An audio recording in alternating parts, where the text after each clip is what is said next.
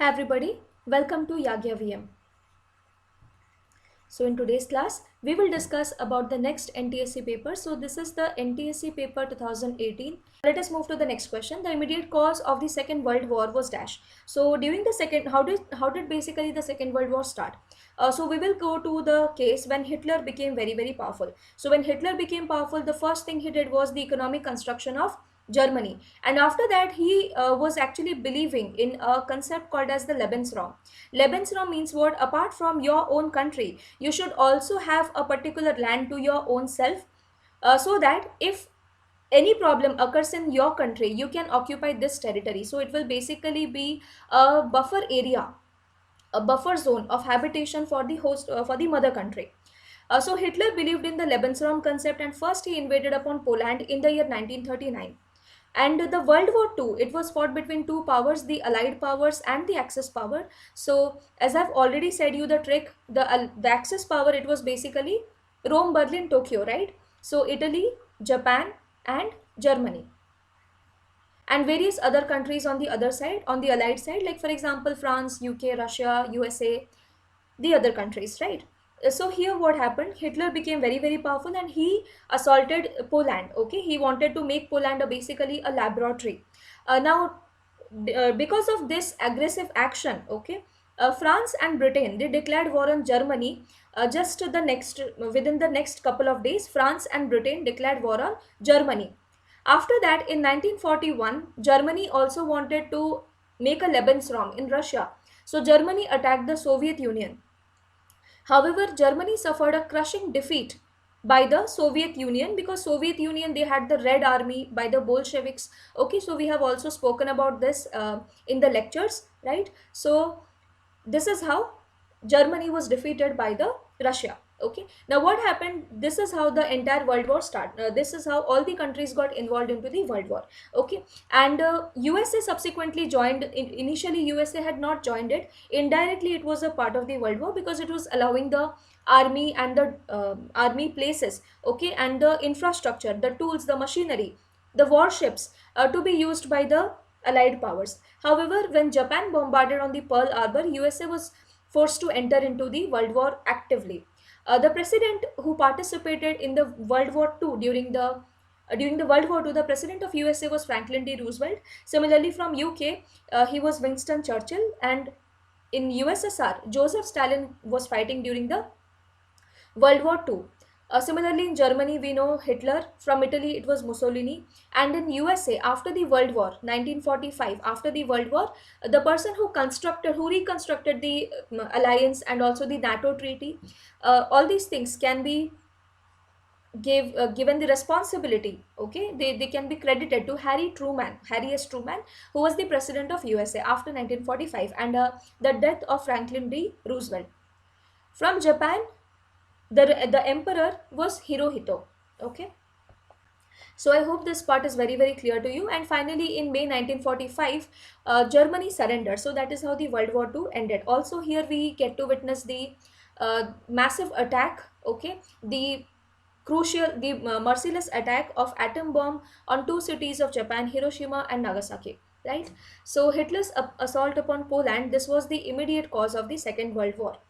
I hope you are liking these extra explanation that I'm giving. So these are basically to make you better prepared for the examination. Okay, so do let me know in the comment section how do you like the sessions. Okay, and if you want anything else to be done, you can just let me know. Okay, so let us move on to the next question now. Who headed the first Congress ministry in Odisha in 1937? So this is from the Odisha GK here. So from the Odisha book, so you have to basically cover the 9th and 10th standard of the Odisha board to tackle these kind of questions. Okay, so who headed the first Congress ministry in Odisha in 1937? The correct answer is Hare Krishna Mehtab. Next up, who is the most significant body of the United Nations organization? The correct answer is Security Council. This question is directly from your NCRT, right? Security Council is considered as the most significant body because Security Council has the power to initiate any action against any country, and it can ask two or more countries to come into military alliance or trade alliance and to stop the war between them. This kind of power is not vested in any of the organization. It is only with the Security Council. So it is very, very important. Apart from that, there's something else that you can remember about Security Council. It has total 15 members, out of which 5 are the permanent members and 10 members are the non-permanent members that are elected for a 2-year basis, right? And the 5 permanent members, that is China, UK, USA, France and Russia, they have the veto power. Veto power means what? The power to deny. Now let us go to the next question. Who led the non-cooperation movement in Odisha? So this is a very, very important question. See, the correct answer is Gopabandhu Das. So if we talk about the non-cooperation movement, the leader in Odisha was Gopabandhu Das. Similarly, you can also remember during the CDM, that is the civil disobedience movement, the leader was Gopabandhu Chaudhary. Okay, Gopabandhu Chaudhary, who was also a student, a disciple of Gopabandhu Das he himself, right? And also the place where the salt law was violated, like for example in Dandi the salt law was violated. Similarly in various parts in India the salt law was violated and the CDM was started at the regional level from there. So that place in India, in Odisha, is your Inchudi in Balasore. Inchudi in Balasore. Okay, right? So these all things also you can remember. Similarly, Rakta Tirtha, the second Jallianwala Bagh of India, is in Odisha in Balasore only. So all that part I have already covered in the NTSC paper 2019. You must watch that paper also. So please cover all the previous year questions before appearing your examination. It will be very, very helpful for you. So now let us move to the next question. When did the non-alignment movement begin? So the non-alignment movement began during the Cold War. Okay. So the next question. The tripartite and triple alliance was concluded among which countries? So this is asking about the triple alliance. So basically there were two kinds of agreement that was made. Okay, so in the year 1882 3 countries, Japan, Austria and Italy, they formed the triple alliance. Why was this basically done? Okay, so if you remember in the 10th standard you have studied in the rise of nationalism in Europe chapter, you have studied this thing, that initially what happened, a lot of countries got formed, right? So Italy was formed, right? France was already formed. Okay, so a lot of territories which were existing previously in a particular country were given to some other countries. So this developed an enmity between those countries. Okay, so like for example Italy was aggrieved by France. Okay, so Germany, Austria and Italy, they came together to sign the triple alliance. On seeing this, the other party, that is France, Britain and USSR, they also signed another treaty called as the Triple Entente. So what is this Entente? Entente means the king. Okay, Entente means king. Okay, so this was basically an alliance between all these kings. The king of France, Britain and USSR, they had basically given this particular alliance in the year 1907, and triple alliance was signed in the year 1882. Okay, so these alliance and entente, these are basically the cause of the World War I. Okay, getting my point, right? So let us go to the next question now. For the cultivation of which of the following crops are the conditions of high temperature, plenty of sunshine, small amount of rainfall and irrigation facility most favorable? Okay, so the correct answer is cotton here, right? Getting my point. So how do you basically know all these things? So in the agriculture chapter, now I think it is omitted, but still from the Odisha perspective the questions can be asked. So in the agriculture chapter you have to know about all the crops, what is their temperature, what is the rainfall condition, what is the soil condition. For example, the cotton soil, it will grow in the Deccan traps. Okay, it will grow well in the black soil, the rugged soil. Similarly, coffee will require a shade to grow. Okay, it cannot grow in open sunshine, it will require a shade, right? Similarly, jute requires a lot of water, so it will grow near the in the West Bengal only. Getting my point? And near the river areas. Okay, understanding. Similarly, tea, we have the plantations in Assam. Okay, so the suitable condition what is required. Apart from that, what is a kharif crop, what is the rabi crop, you have to get the classification properly. Like for example, I can just give you a trick here. Only 4 to 5 crops are rabi crops. Okay, rest all the crops are kharif crops. Getting my point? So which are these crops which are rabi crops? So rabi crops, to talk about, we can remember wheat, gram, mustard,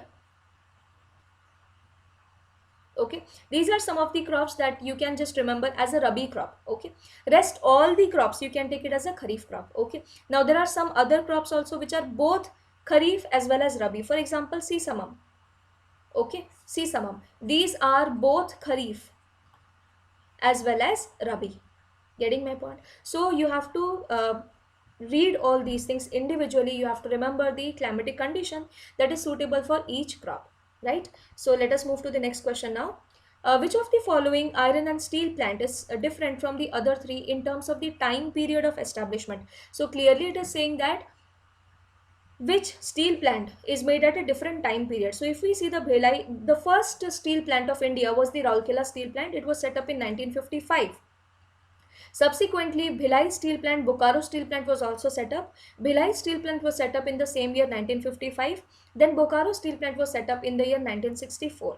And much later, Vishakhapatnam steel plant was set up in the year 1971. So clearly Vishakhapatnam steel plant is the answer, right? If we see the time period, right?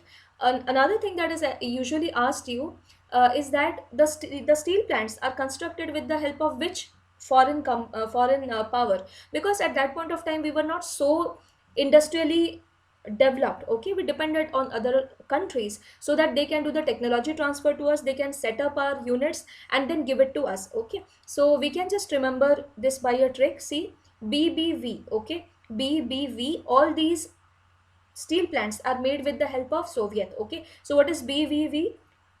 BVB and B and V, Vilai, Bokaro and Vishakhapatnam. Okay, Bhilai, Bokaro and Vishakhapatnam. These three are by the help of Soviet Union. Rourkela was set up by the help of Germany. Similarly, Durgapur. Okay, so it is a part of the Bengal. So Bengal, you can just remember UK. Okay, Britain. Okay, so it was done with the help of Britain.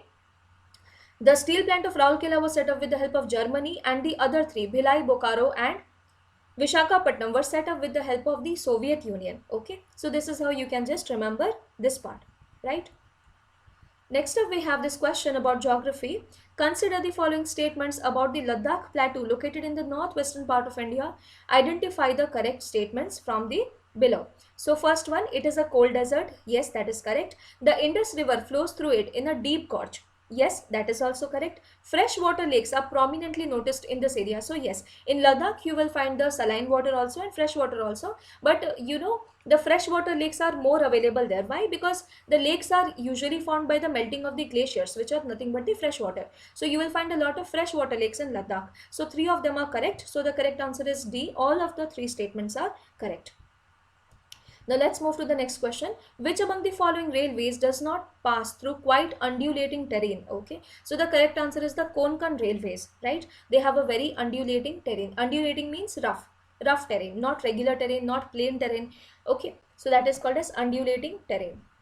Let's move to the next question. Which of the following group of trees found in India contain boreal plants only? Okay, so whenever you see this boreal, okay, boreal, it means something related to the north. Okay, something related to the north. For example, when we say the northern lights, okay, the northern lights, they are also called as aurora borealis. Okay, they are also called as the aurora borealis. Getting my point? And those in the southern are called as aurora australis. Okay, getting my point? So those blue lights, green lights that are seen in the sky spontaneously, okay, I'm talking about those lights, right?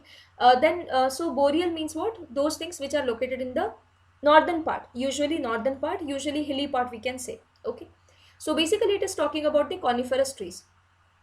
Okay, the trees that grow on the mountains, the coniferous trees is what it is asking. So you have to match the correct species. So the correct answer will be option B, juniper, pine, birch, silver fir.